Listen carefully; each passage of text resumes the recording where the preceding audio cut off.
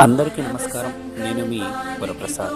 త్రాళ్లపల్లి పంచాయతీలో ఉన్నటువంటి 5 గ్రామాలలో ఎవరైతే అకాల మరణం పొందుతున్నారో వారి కుటుంబాలకు ఆర్థిక సహాయం వరప్రసాద్ వ్యక్తిగతంగా ఏదైతే చేస్తున్నారో దానిలో భాగంగా కలురప్పం గ్రామానికి చెందినటువంటి పుగుడీరు కరియప్ప అనే వ్యక్తి అనారోగ్య కారణంతో చనిపోవడం జరిగినది.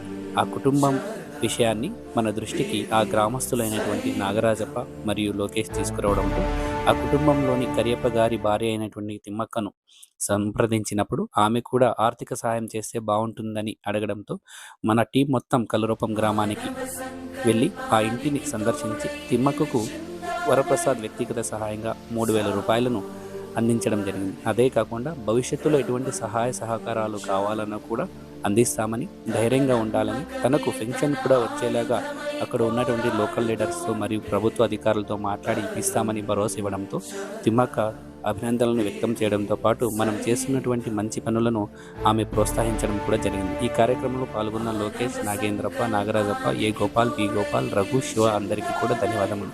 Thank you.